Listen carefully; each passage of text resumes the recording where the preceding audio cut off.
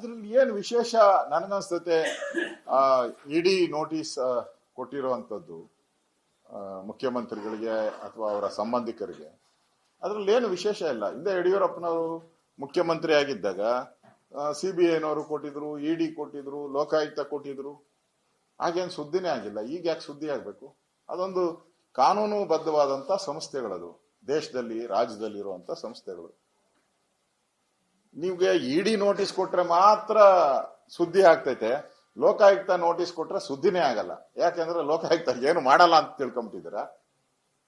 ಲೋಕಾಯುಕ್ತ ಏನು ಕ್ರಮ ತೆಗೆದುಕೊಳ್ಳಲ್ಲ ಅಂತ ನೋಟಿಸ್ಗೆ ಬೆಲೆ ಇಲ್ಲ ಅಂತೀರಾ?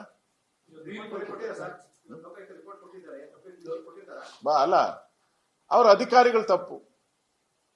ಸೈಟ್ ಯಾರು ಕೊಟ್ಟಿದ್ದು? 14 ಸೈಟು ಅಧಿಕಾರಿಗಳು. 1400 ಸೈಟು ಅವ್ರ ಬೆಂಬಲಿಗರು ಯಾರು ಕೊಟ್ಟಿದ್ದು? ಅಧಿಕಾರಿಗಳು. ಲ್ಯಾಂಡ್ ಕನ್ವರ್ಷನ್ ಮಾಡಿಕೊಟ್ಟಿದ್ದು ಯಾರು? ಅಧಿಕಾರಿಗಳು. ಮತ್ತೆ ಅಲ್ಲಿ ಲೇಔಟ್ ಆದ್ಮೇಲೂ ಕೂಡ ಅದನ್ನ 50-50 ಸ್ಕೀಮಲ್ಲಿ ತಂದವರು ಯಾರು? ಅಧಿಕಾರಿಗಳು.